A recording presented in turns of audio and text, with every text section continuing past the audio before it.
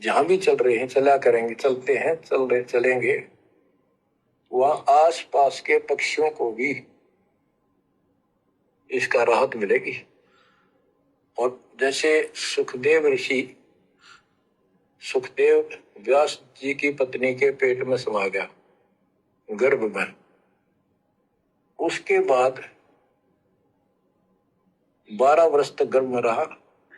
वहां उसको याद रहा कि पिछले जन्म तो असंख्य खो दिए, भक्ति नहीं बढ़ी, अब के मानव शरीर प्राप्त हुआ है और बाहर जाते भूल पड़ जाती है तो जुल्म हो जाता है। उस डर के मारे गर्भ से बाहर गया।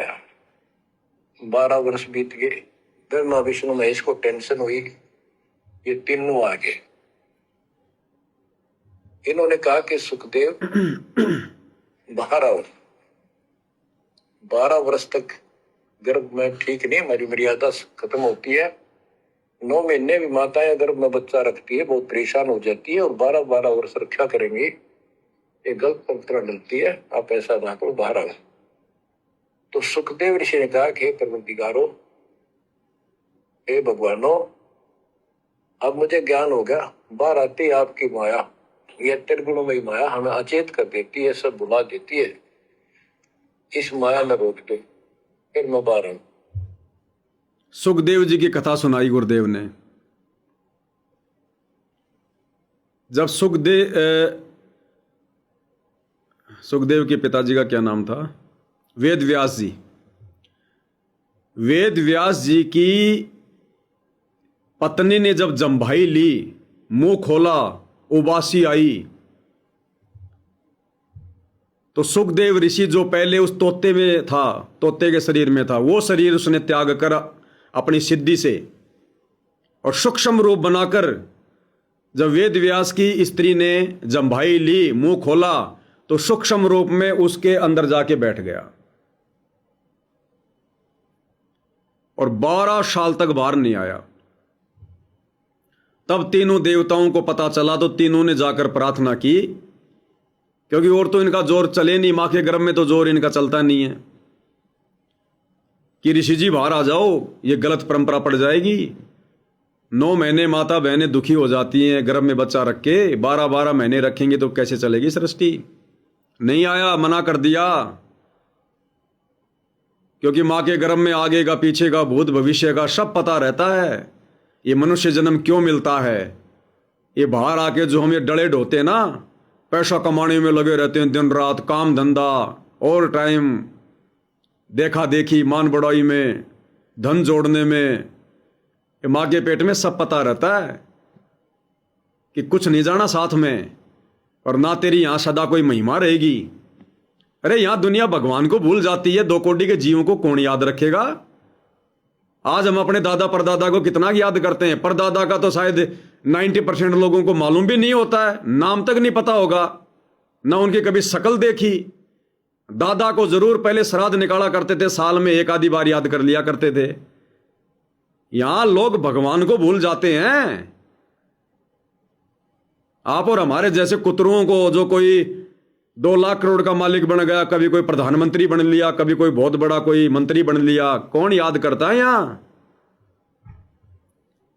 जिस महिमा के चक्कर में हम लोग अपनी भक्ति बर्बाद कर देते हैं, अपनी मर्यादा तोड़ देते हैं, भगवान को नाराज कर देते हैं, यहां कोई याद नहीं करता। मतलब के बिना कोई नहीं प्यारा। और वैसे भी ये ज्ञान होने के बाद भगत को इस चक्कर में नहीं पड़ना चाहिए बिल्कुल भी।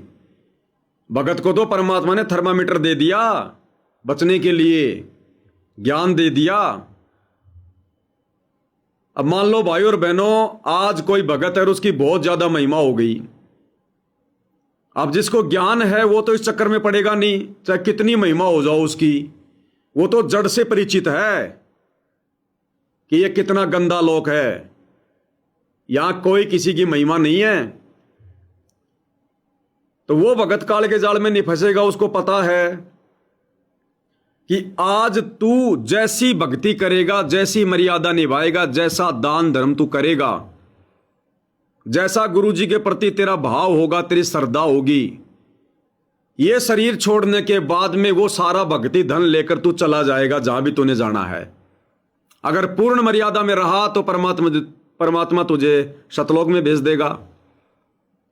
आधी अधूरी भक्ति रही तो परमात्मा तुझे दूसरे लोक में भेज देगा, कोई स्वर्ग में, महास्वर्ग में भेज देगा या मिन्नी शतलोक में भेज देगा। जाना निश्चित है। मैंने जैसी भक्ति की, जैसी मर्यादा निभाई, जितना मेरा भक्ति धन था सारा लेके मैं यहां से चला गया शरीर छोड़ के। अब मुझे तो याद नहीं ना यहां, अरे शरीर छोड़ने के बाद, मरने के बाद फिर मुझे तो याद नहीं रहेगा कि मैं धरती पर भी था, क्योंकि मुझे तो दूसरा जन्म मिल चुका होगा, या तो शतलोक में या दूसरे लोक में। तो मुझे तो यहां का नहीं पता बिल्कुल भी कि मैं कभी वहां भगत भी था। संत रामपाल जी मेरे गुरु जी थे, वहां लोग मेरी महिमा कर रहे थे, मेरा बड़ा नाम हो गया था। अब यहां चाहे दुनिया मेरे नाम की कितनी तालियां पीटती रहे, मेरे नाम के कितने जयकारे लगाती रहे, मैं तो दूसरा जन्म ले चुका, मुझे पीछे का कुछ नहीं पता। तो यहां की झूठी महिमा के चक्कर में हम क्यों पड़े, जब यहां से जाने के बाद हमें पता ही नहीं रहेगा कौन हमारी महिमा कर रहा है, कौन हमें गालियां निकाल रहा है। ना तो उस आदमी को पता जो गंदे से गंदे कर्म करके चला गया, ना उसको पता जो अच्छे से अच्छे कर्म करके चला गया। तो मरने के बाद यहां की महिमा क्या काम की। यहां ऐसा थोड़ी है कि लोग यहां मेरी महिमा करेंगे, मेरे नाम के भजन गाएंगे, मेरे नाम के जयकारे लगाएंगे, वाह जी वाह एक नंबर का भगत था, अरे वाह भाई वाह।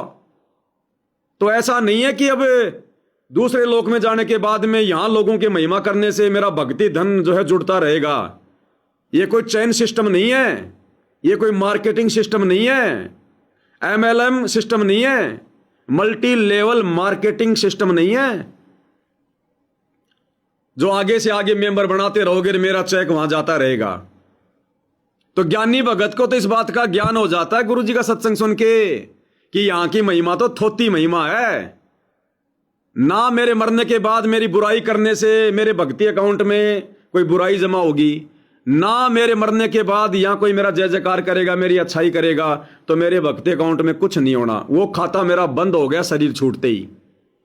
तो वो भगत इस चक्कर में नहीं पड़ेगा। और वैसे भी उसको ज्ञान है कि चौथे युग में तो यहां पर प्रलय होती है, चौथे युग में तो यहां पर क्या होती है, प्रलय। यहां सबकी महिमा खत्म हो जाती है, टोटल भगवान का भी नामो निशान मिट जाता है। फिर सतयुग में नए सिरे से काम होता है सारा। सतयुग में फिर कोई नहीं जानता कलयुग में कौन भगवान था, कौन भगत था। तो जब सब कुछ नष्ट होना है, सब कुछ बर्बाद होना है, सत्यानाश होना है, सबने भूल जाना है, फिर क्यों इस महिमा के चक्कर में पड़ के हम अपनी भक्ति बर्बाद करें। जैसे गुरु का परिवार राजनेताओं के तलवे चाट रहा है, संगत गुरु जी के परिवार के चाट रही है तलवे, रैलियों में धक्के खा रहे हैं। करनी चाहिए भक्ति। तो ये झूठी महिमा इस गंदे लोक की किसी काम की नहीं है, किसी भी काम की। भगत तो ज्ञान को आधार बनाकर बचेगा, दूसरा तरीका नहीं है। यहां दुनिया कितनी जय जयकार करो, हमारा नुकसान है उसमें। ये दास आप भाई बहनों को बार बार क्यों बोलता है। आने वाले समय में पूरे विश्व में गुरुजी का राज होगा, गुरुजी का साम्राज्य होगा। आप और हमें अच्छे से पता है, भले जगत को या संगत को विश्वास ना हो। तो जब गुरुजी का साम्राज्य होगा तो गुरुजी सेवा किसको देंगे, उनको देंगे जो आज इस परीक्षा में पास होते जा रहे हैं, जो आज साध संगति से जुड़ रहे हैं, मर्यादा में रह के भक्ति कर रहे हैं। खाली साध संगति से जुड़ने से बात नहीं बनेगी, फिर साध संगति में जुड़कर साध संगति के नियम और मर्यादाओं के अनुसार भगत बनना पड़ेगा। रोजाना औरत के साथ में लड़ाई झगड़ा कर रहा है, मार पिटाई कर रहा है, एक दूसरे भगत के साथ में मनमुटाव कर रहा है, राग द्वेष कर रहा है, 2 मिनट में जो है गुस्सा हो जाता है, वो भगत भी किसी काम के नहीं।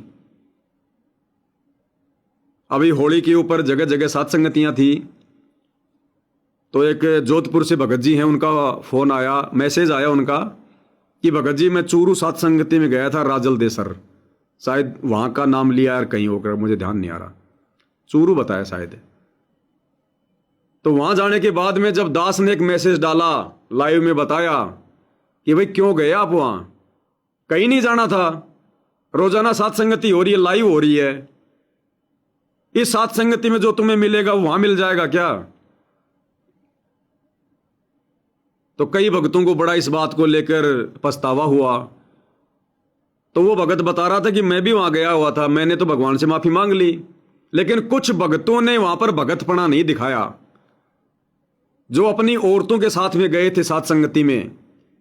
और जब ये बात उन्होंने आपके लाइव में सुनी तो अपनी औरतों को धमकाने लग गए, गुस्सा हो गए। उनके अंदर भगत का एक भी लक्षण नहीं था वहां पर, एक भी लक्षण। तो भैया साथ संगति से जुड़ने से तुम सोचो कि हम भी भगत बन गए, ये दास बार बार समझाता आ रहा है। जब तक ये जंग नहीं उतरेगी ना, चुंबक नहीं चिपकाएगा।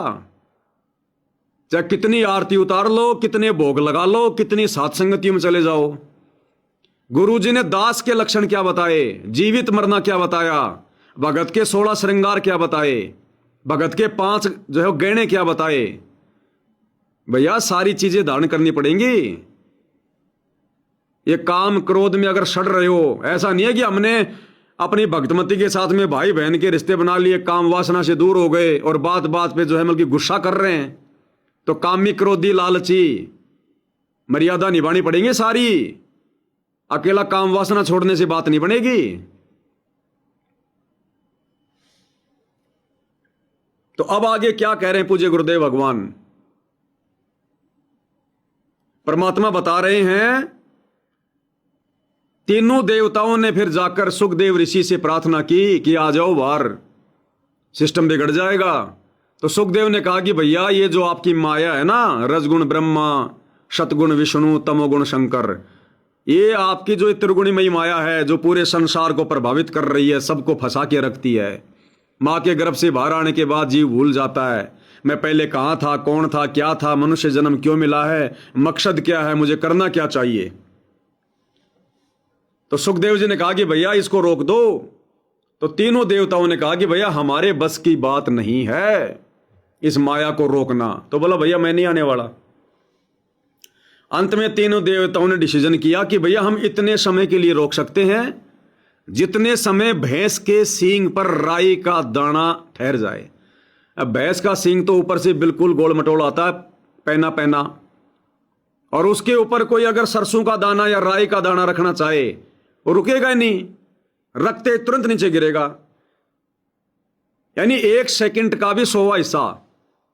बोला इतने समय तक हम ये माया रोक सकते हैं, इससे ज्यादा नहीं रोक सकते, वरना हम फट जाएंगे इसके प्रेशर से, हमने बांटनी पड़ती है आगे। तो बोला तुम इतने समय तो रोको। तो इतने समय माया रोकी गई और इतने समय में सुखदेव ऋषि अपनी सिद्धि से तुरंत बाहर आ गया गर्भ से, योनि द्वार से नहीं आया, वो सूक्ष्म रूप बना के बैठा हुआ था।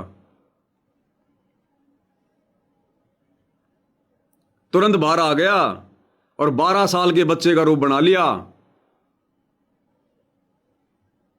क्या कह रहे हैं परमात्मा, ध्यान से सुनो। इन्होंने कहा भाई ज्यादा हम भी नहीं रोक सकते, ये हमारे से भी बहुत ज्यादा प्रबल है, हमारे बस की बात नहीं है, बस कुछ सेकंड के लिए रोक सकते। तो उसने कहा जी कुछ सेकंड के लिए रोक दो। तो कुछ क्षण के लिए रोकी, इतना में सुखदेव बाहर आया। क्या कह रहे हैं गुरुदेव? तीनों देवताओं ने क्या कहा कि भाई ये माया रोकना हमारे बस की बात नहीं है, ये हमसे बहुत ज्यादा ये प्रबल है, हमसे बहुत ज्यादा ताकतवर है, शक्तिशाली है। अब भाई एक बात बताओ, फिर आप रोक कैसे दोगे? जो चीज आपसे ज्यादा ताकतवर है, आपसे ज्यादा जो प्रबल है, आप उसको रोक कैसे दोगे? आदमी कभी ट्रेन को रोक सकता है क्या? खुद कह रहे हैं देवता, ध्यान से सुनो। इन्होंने कहा भाई ज्यादा हम भी नहीं रोक सकते, ये हमारे से भी बहुत ज्यादा प्रबल है, ये हमारे से भी बहुत ज्यादा ये प्रबल है, हम भी नहीं रोक सकते। फिर लास्ट में रोकी गई कुछ क्षण के लिए, तब सुखदेव बाहर आया। अब वो माया रोकी किसने? ब्रह्मा विष्णु महेश ने नहीं रोकी। उस समय वहां पर ब्रह्मा विष्णु महेश थे ही नहीं। उन तीनों देवताओं का रूप कबीर भगवान सतगुरु रामपाल जी ने बना रखा था। इन घटनाओं को भगवान ने जन्म देना था हम बिजली पीढ़ी वालों के लिए, कि आगे चल के कोई सवाल खड़े कर दे जी माँ के गर्भ में किसको क्या याद रहता, किसको क्या ध्यान रहता, तो परमात्मा कह देते देख ले भैया तुम्हारे ग्रंथों में लिखा है सुखदेव ऋषि को याद रहा। और उस समय जो और आत्माएं जन्मी थी उसी समय जब वो माया रुकी, 9 नाथ 84 सिद्ध 83 आत्मा और थी, उन सबको ध्यान रहा जिनमें गोरखनाथ और ये बहुत सारे रहे थे। 9 नाथ 84 सिद्ध ये उसी क्षण मां के गर्भ से बाहर आए थे, उनका कोई सहयोग था। उन सबको याद रहा कि मां के गर्भ में क्या है क्या नहीं है, इसलिए वो भक्ति पर लगे सारे, उनको वैराग्य हो गया संसार से। लेकिन आगे सतगुरु ना मिलने से, तत्व ज्ञान ना मिलने से डले ढोके चले गए लक 84 में। तो इससे एक तो यह साबित होता है कि भाई और बहनों वो 9 नाथ 84 सिद्ध और सुखदेव वर्तमान में आप और हम भगत भाई बहनों के नाखून के समान भी नहीं, जिनको मां के गर्भ में सब कुछ याद होने के बावजूद भी जिन्होंने वैराग धारण कर लिया, आजीवन भक्ति करी, लेकिन सच्चा गुरु नहीं मिला, तत्व ज्ञान नहीं मिला, मोक्ष मंत्र नहीं मिला, जिस कारण से उनका मनुष्य जन्म बर्बाद हुआ, लक 84 में गए। और आप और हमारे ऊपर गुरुदेव ने कैसी रजा कर दी। हमें तो मां के गर्भ में भी कुछ याद नहीं था कि क्या हो गया और क्या नहीं हो गया। हम जब मां के गर्भ से बाहर आए तो कौन सी माया रोक दी गई थी। हमें तो गुरुजी ने आके बताया, समझाया, इस माया के इस प्रभाव को हटाया। तो आप और हम कितनी सौभाग्यशाली आत्मा। इसलिए गुरुजी कहते हैं कि तुम सारी प्रोसीजर पार कर चुके हो और तुम्हारी इस किस्मत के आगे ब्रह्मा विष्णु महेश भी फैल है। यानी जो मौका सतलोक जाने का आज आप और हमें मिल गया वो यहां के देवी देवताओं को भी नहीं है। तो वो माया रोकी किसने उस समय। ब्रह्मा विष्णु महेश की बस की बात नहीं है माया रोकना, ये तो माया के अधीन है।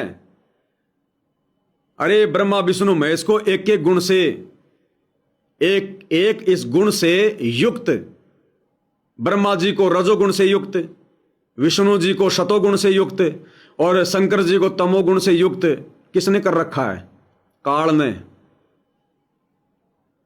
तो इनके बस की बात नहीं है माया रोकना, ये तो खुद काल के अधीन है, माया के अधीन है। काल जैसा रिमोट चलाता है वैसा ये काम करते हैं, ये कैसे रोक देंगे। अरे 5 तत्व और 3 गुण, ये 3 गुण रजोगुण सतोगुण तमोगुण इस काल ने सतलोक में परमात्मा से तप करके प्राप्त किए हैं। तो 21 ब्रह्मांड में इन तीनों मायाओं का स्वामी कौन, ये काल। काल के रिमोट से ब्रह्मा विष्णु महेश चलते हैं, तो ये कैसे रोक देंगे। तो उस समय सतगुरु रामपाल जी भगवान, ये कबीर परमात्मा था वहां पर तीनों देवताओं के रूप में। गुरुजी बार बार सत्संगों में क्या कहते हैं, इन तीनों देवताओं के रूप में सारी लीलाओं को जन्म, सारी घटनाओं को जन्म ये कबीर भगवान देता है। इनको नहीं पता कुछ भी कहां क्या हो रहा है, इनकी तो फोकट महिमा हो जाती है, झूठी महिमा। तो ये सारे खेल हमारे लिए हमारे भगवान ने खेले और आज भी सारे के सारे खेल हमारा भगवान खेल रहा है, हमारा गुरुदेव खेल रहा है, सारे खेल।